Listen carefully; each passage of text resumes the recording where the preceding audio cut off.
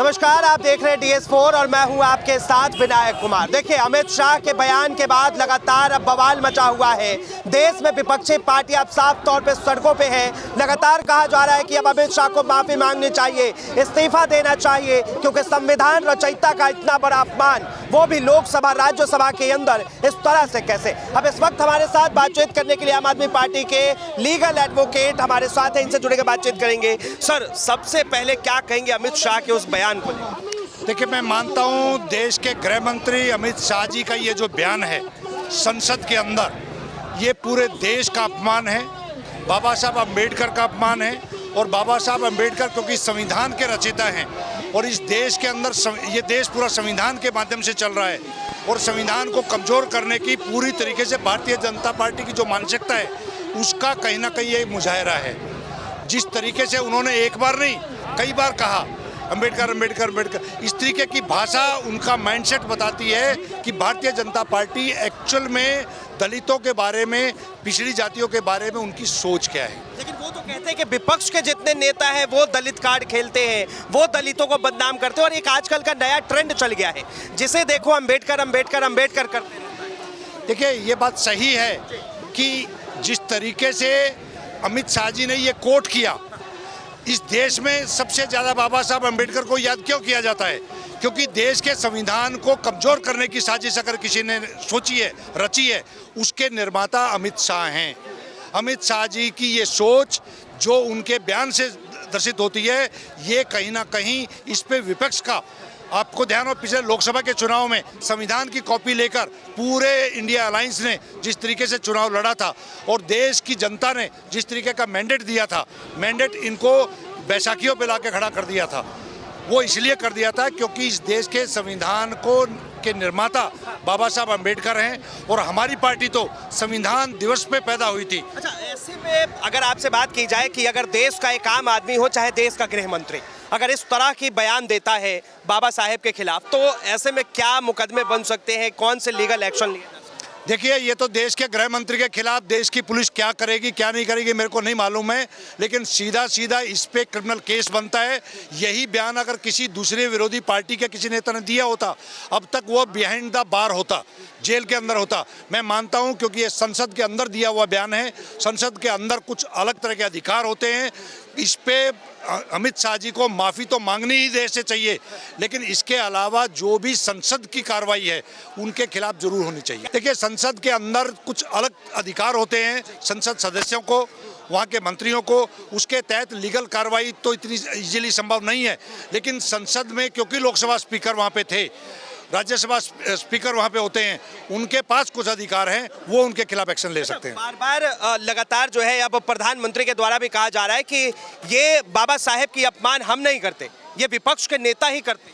वो बयान सुनने के बाद सब चीज़ें क्लियर हो जाएंगी कि अपमानजनक शब्द किसने बोले हैं। अगर कोई विपक्ष का नेता बोलता तो वो भी मीडिया दिखाती। अब देश के गृह मंत्री ने जो बोला है उसको छोटा बच्चा भी ये बता सकता है कि उसका मतलब क्या है।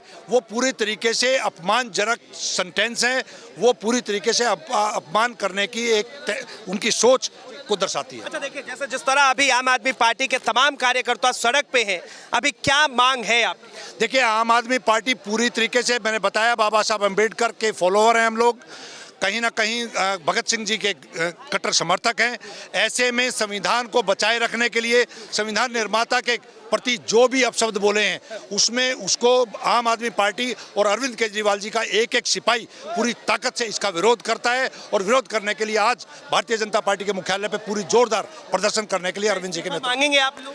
नहीं, डेफिनेटली हमारे नेता अभी आएंगे। अरविंद केजरीवाल जी की मांग हमारी सब कार्यकर्ताओं की मांग रहेगी। चलिए, बहुत बहुत धन्यवाद तमाम जानकारी के लिए। तो साफ तौर पे देखिए, तस्वीरें हम आपको यहाँ से दिखा रहे हैं कि किस तरह से लगातार आपको यहाँ पे तमाम दर्शक दिखाई देंगे। क्या कहेंगे बाबा साहेब को लेकर जो इस तरह लगातार? जी, हम कहेंगे, पहले तो हम बाबा साहब को नमन करते हैं जिन्होंने हमारे अधिकार दिए, स्वतंत्रता का अधिकार, जीने खाने का अधिकार, धर्म मनाने की स्वतंत्रता आदि को जो हमें दिया, बाबा साहब को तहे दिल से हम धन्यवाद देते हैं उन्हें। अब इस अपमान करने वालों को हम आपका अधिकार कहाँ छीन रही है? बीजेपी हमारे बाबा साहब के अपमान किया, जिन्होंने संविधान लिखा, संविधान को लिखने वाले बाबा साहब को अपमान किया। अपमान करने वालों को गिरफ्तारी होना चाहिए, अपमान करने वालों को सेवा देना चाहिए और ऐसे देश विरोधी ताकतों को संसद से बाहर होना चाहिए। बाबा साहब का अपमान करने मतलब देश को अपमान करना, संविधान को अपमान करना। संविधान में देश के चलाने के एक एक कानून बना हुआ है। बस इतना ही कहा कि जो लोग सिर्फ अंबेडकर अंबेडकर अंबेडकर चिल्लाते रहते, वो अगर इतना नाम भगवान का ले लेते तो वो स्वर्ग में होते। भगवान के नाम को कहने से लगे हम लोग सुबह उठते भगवान नाम लेते हैं, हम लोग भगवान का नाम लेते हैं। अम्बेडकर ने हमें संविधान दिया, हमें लिखित संविधान दिया, हमें रहने पढ़ने लिखने खाने सारे अधिकार दिए बाबा साहब ने।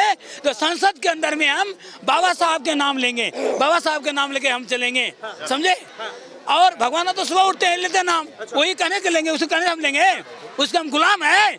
हम गुलाम नहीं है। हम बाबा साहब के अधिकार के, उनके संविधान के अनुसार हम लोग चलने वाले हैं, उनके अनुयायी है। और बाबा साहब का अपमान भी तो यही कहती है कि ये देश संविधान से चल रहा है, चलेगा। संविधान से नहीं चला रहा है देश को, तानाशाही से चला रहा है देश को। संविधान कहाँ है? संविधान नहीं चल रहा है, संविधान से चलता। ये हिटलर सही है, ये हिटलर सही, तानाशाही। अगर कोई दूसरे पार्टी का होता ना तो ये जेल में डाला होता, जेल में डाल दिया होता। ये तानाशाही नहीं चलेगा। क्या चाहते अभी आप लोग, क्या चाहते? हम चाहते हैं कि जितना जल्द हो इस्तीफा दो और संसद से बाहर हो। देश हमारा है, हम गरीबों की है, हम किसानों की, मजदूरों की है। इन्होंने अखंडता को भंग करने वाले ये लोग हैं। ये लोग हमें इनके सांसद ने कल संसद में कह रहा था कि पूर्वांचल लोग रोहिंग्या है, हम रोहिंग्या हम लोग हैं, रोहिंग्या बता रहे हैं हम लोग। पूर्वांचल को बोला जा रहा है कि यहाँ पर 40 साल 50 साल से जो लोग रह रहे हैं उनका वोट कट गया, करा कि रोहिंग्या का वोटर मुसलमान, रोहिंग्या का वोट कटा, रोहिंग्या का तो हिंदू का वोट कटा जा रहा है। 40 वर्ष से कोई आदमी रह रहा है, वोट गिरा रहा है, आप बोल रहे हो रोहिंग्या का कटा है, तो इसका मतलब उस सारे को आप रोहिंग्या मान रहे हो, बात समझ रहे हो? तो कैसे कहने का मतलब ये देश विरोधी ताकत जो है पनप रहा है, इस देश विरोधी ताकत को रोकना है, ठीक है। देखिए वो तो कह रहे हैं कि बाबा साहेब का नाम जितना ये लोग लेते हैं उससे ज्यादा अगर भगवान का नाम ले लेते तो इनका भला हो जाता। हम किसी के कहने से कोई लेता है, हम तो डेली उठ के हनुमान चालीसा पढ़ते हैं, तो किसी का हमारे कहने से भगवान का नाम लोगे? लोग अपने मन से लेता है, कौन नहीं लेता है?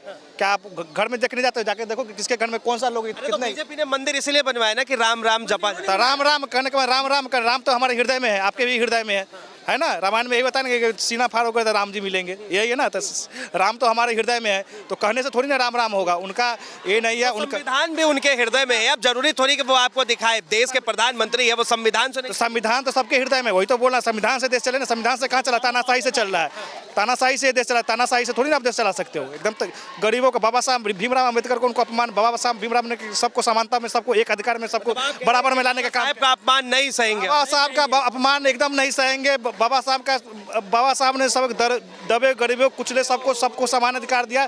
जो लोग नीचे है उन्हीं के अधिकार के तहत लोग जो है आज बराबर एक टेबल पे एक उसमें बैठते हैं। तो बाबा साहब का मतलब एक कहने का बीजेपी का किसी को अधिकार नहीं है। जो बाबा साहब का मतलब विरोध करता है वो देश का विरोध करता है, सिंपल सी।